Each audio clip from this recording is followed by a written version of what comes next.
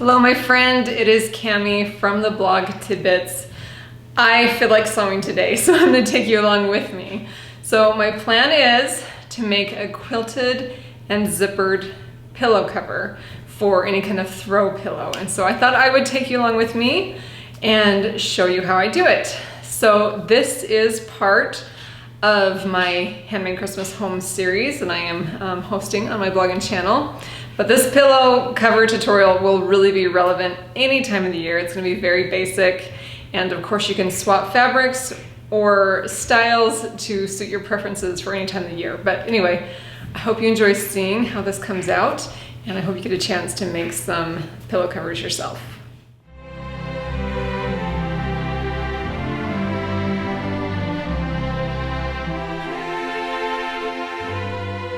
So the style of pillow I want to make, or at least what I've gotten to my head, I want to make a two-toned pillow cover where one side of it is one color and the other side is another, but kind of in the same tones. So my thought is that I will quilt the front and back and then sew them together with a zipper. So this will be a quilted and zippered pillow cover. I think it's going to turn out really cute. I'm super excited. So I have linen fabrics here, and I just love linen so much. If you've been around my parts, you probably already know that. I have a whole shop where I sell a whole line of linen products. You can find that at tidbitsandcompany.com. But I have found some beautiful linen colors. This is an antique white, and this is the natural flax linen. So for one of the pillows, I want to do this on the front and back. And of course, this makes a reversible pillow. If I want the lighter color to face the room, I can just turn the pillow around. If I want darker, I can do that. And then I'm throwing in some blues in my Christmas this year. So I found a couple of two tones of blues that I want to use. One's a bit of a lighter one, and then one is kind of this French blue that I'm throwing into my Christmas. So, but again, these could really work any time of the year, that they just match my decor. So let me show you what other supplies you're going to need to get this project going. Pretty basic sewing supplies, and then I will just start sewing and take you with me through every step. Now, if you want to slow it down and get each step in pictures and text, please check my blog at tidbits-cami.com. I will have the written and photo instructions for you there. So like I mentioned, I'm doing linen. Now, of course, you can do any kind of fabric, flannels, even fleece. You could do quilting cotton, anything you find. I just like to avoid stretch fabrics like knits when I'm doing pillows. That makes it really complicated to sew with. As far as how much fabric you need, that's going to entirely depend on the pillow you're making. So I have my pillow form here that I'm working with, and I know that I'm actually going to make the pillow cover a tad smaller so that it's really full and a firm pillow, which is nice for us as we sit on the couch. So anyway, I'm going to make sure that I have enough fabric to cover the front and backs of these, as well as the lining fabric. So I don't really have any other fabric. So I'm going to quilt these. Let me back up a little bit. So I need a front and a back to quilt, but really only the front will be seen. So you could get a backing fabric for each layer of quilting that you do. That's just like a cheap muslin or cotton. If you have a nicer fabric for the front, I have found that I don't have any of that at home. So I'm just going to use the linen for the fronts and the liners. Anyway, so you'll have to kind of measure out and just make sure you have enough fabric based on your pillow size. Now you need a zipper for your pillow covers, and this is more of an invisible zipper. You can choose any kind of zipper you want. Now don't be afraid of this project. If you're nervous about zippers, they really go in much easier than you think. If they do make you too nervous, you can always do an envelope style closure, but then you can't really make it reversible. So I like to use zippers for that reason. So then the other thing I grabbed is some batting, and any kind of batting will really work, but I got this super thin stuff. I love this stuff. And again, I just got a bunch of it to make sure that I could have some wiggle room to see if I want to make 2 or 3 pillows, depending on what I'm feeling like today. So other than that, you just need your basic sewing supplies, sewing machine, scissors, cutting mats, rotary cutters, whatever you use or need to sew your pillows. Now before I start cutting, let me clarify the kind of quilting that I plan to do today. So this is our stocking that we have at tidbitsandcompany.com, the quilted stocking. And I really like this angled quilting. So you'll draw lines at each corner running both ways, and then that's where you will stitch. So it's kind of this really cozy quilted look just on plain fabric. I really like it. I like how it makes the fabric lay. So this is what I'm doing, and I need 2 sides to the front and back because I want to quilt both sides. To begin cutting my fabric, I got my pillow form here and I'm going to measure it. So this is a 20 by 20 pillow form, and I'm going to want to cut my fabric 2 or 3 inches past that. I'll probably do 3 because you can easily trim it down after the quilting, but when you do the quilting, you really want a lot of room. So I think I will cut it at 23 by 23. And I'm going to cut 2 sides of it. So because this is linen and it tears so well on the grain, I'm actually just going to snip it at 23 and tear it.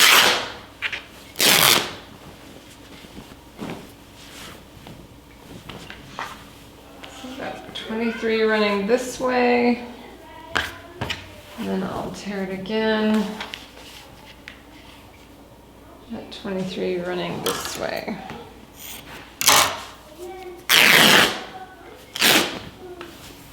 So there's my first side, and I'll get a second side.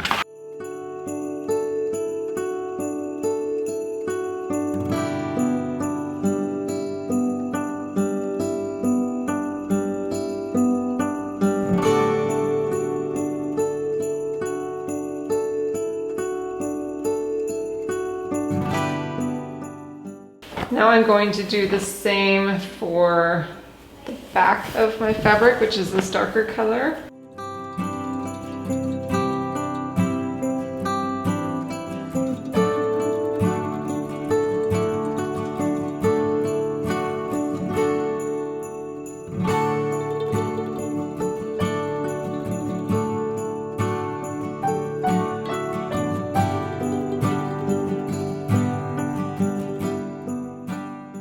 Now before I start sewing, I'm going to press these out nice and flat, especially after the tearing, it makes it a little wonky.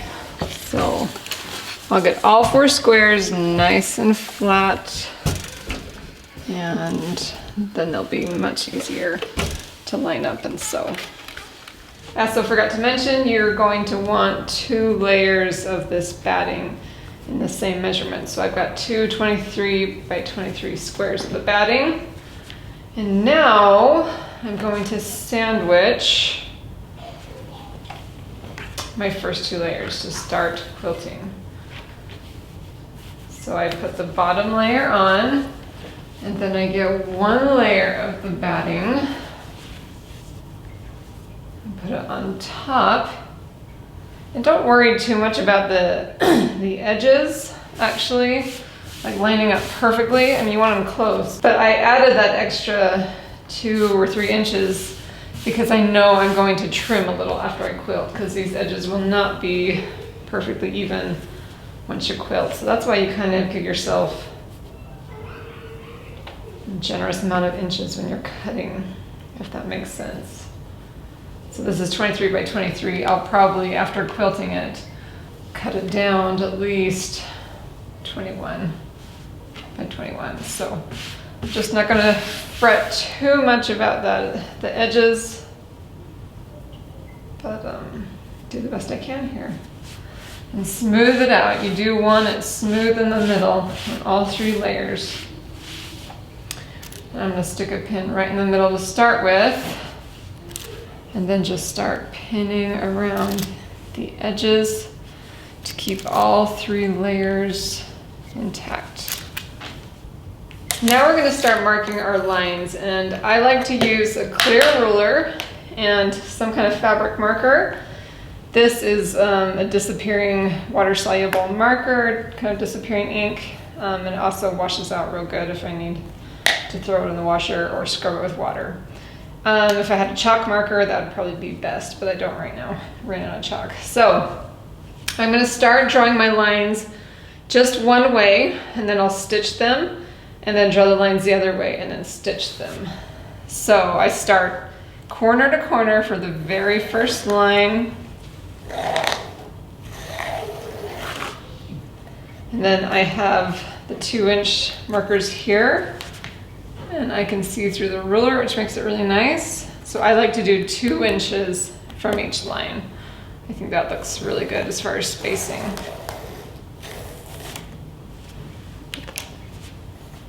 And then I can just easily line, since this is a 4-inch ruler, I'm just lining up my edge on the line that I can see, and it goes pretty quick.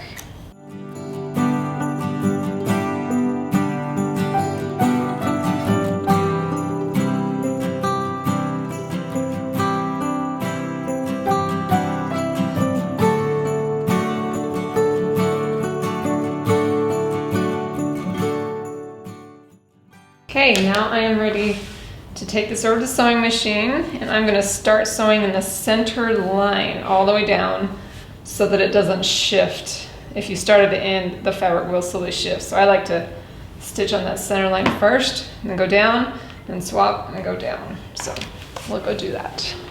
Oh, one thing to note, I like to make my stitch length as high as my machine will go. So it's more of like a quilting stitch than just a regular stitch. So if you like that look as well, go ahead and increase your stitch length. And then I just like to smooth out these layers to make sure I'm not puckering in the back, or that anything's pulling. But other than that, just sew on these lines as best as you can. And I think you'll love how it turns out.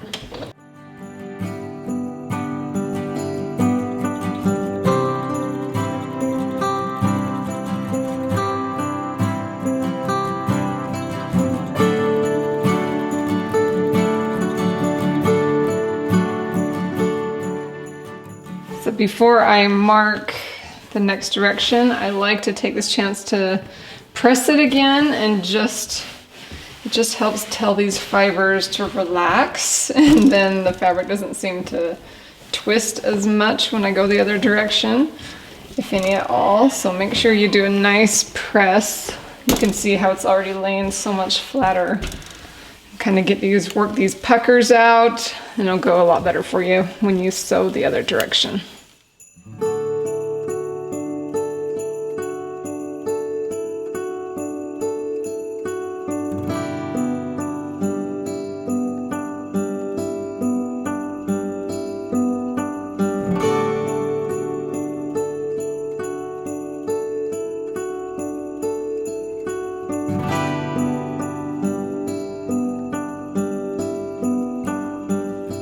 Okay, as you can see, I also did the other layer on the other side, and I am going to, well, I've already trimmed this one to 20.5, and now I'm going to trim this one up. So you can see how much bigger I made it, but these edges got really wonky, so it's great to have that extra width so that you can trim it up so it's nice and clean and easier to sew together. So I'll do that to this side.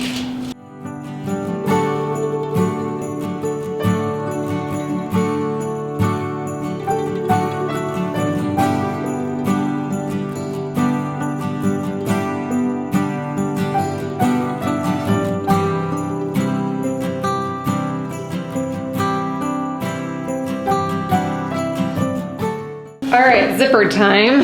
If you need to press out your zipper, if it's real wrinkly from the package, make sure you do that. I know zippers are intimidating. I get a little nervous every time I go to do them, but we're gonna get through this and not stress about perfection, but do the best we can. Okay, so I'm kind of centering my zipper. Now I'm using an invisible zipper. If you need to use another kind, go ahead and do that, but here's the gist.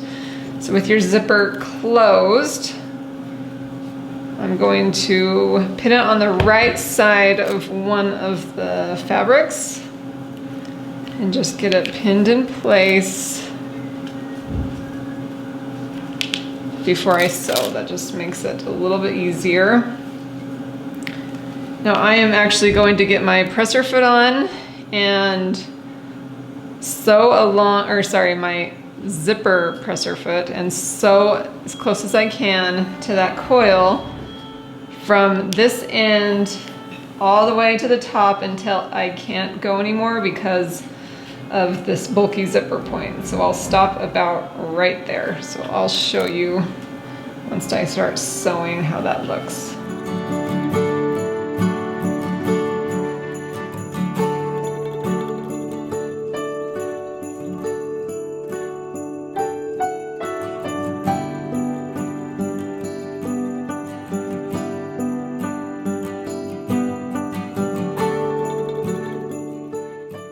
Okay, so I sewed the zipper on.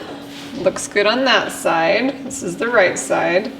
Now I'm putting right sides together of both top and bottom of the pillow. And I'm just going to line up these two ends and then pull my zipper. This is the right side of the zipper. So making sure that my ends are matched up, I'm going to first, hope you can see this, pin in place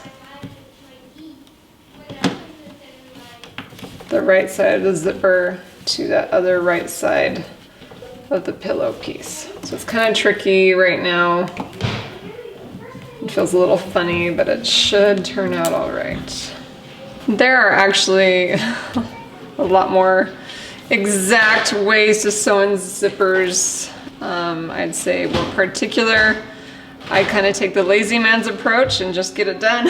So, all right, now what I want to do, actually, I'm just noticing I've got these pins overlapping the zipper, which we do not want, because I'm going to unzip it. So I've got to get those out of the way. I didn't think about that. Okay, now I'm flipping it open and opening the zipper at this point, all the way to the end. So with the zipper open, I can now pull out the other side we just sewed. And I'm gonna do the exact same thing from the top of here, all the way down to that pole, to where I can't go any further. And just kind of finagle it as best as you can to get it to your machine.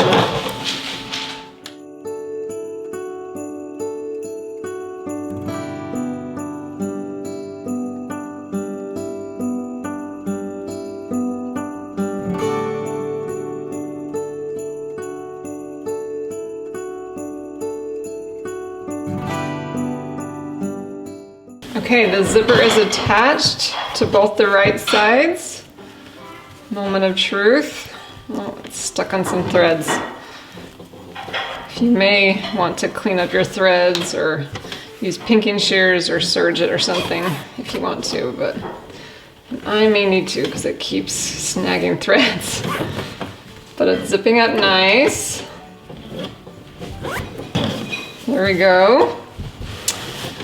All right, so now we need to finish sewing off these ends so that this side is completely attached.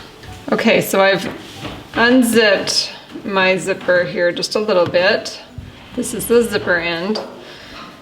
And I'm going to just line up these edges and with a pin, just kind of mark where I want that to come to a close. And then I'm going to just sew from this end and gradually meet my seam that's already there.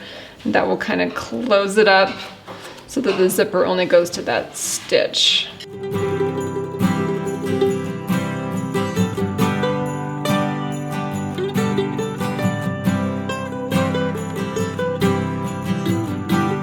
So the zipper just stops there.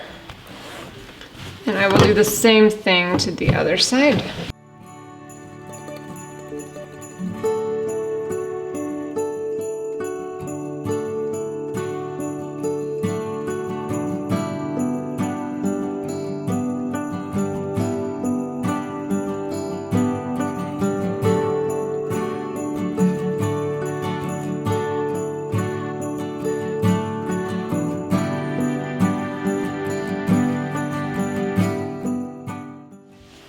the zipper looks all right. So we're in the home stretch. Now we just need to sew the other 3 sides. So that zipper side is finished. Oh, one very important thing. You're going to need to unzip it a little bit, otherwise you won't be able to turn your pillow right side out. So final step is to line up all the other sides. You can pin them if it helps, and then just stitch those other 3 sides. Then flip it right side out and you're done.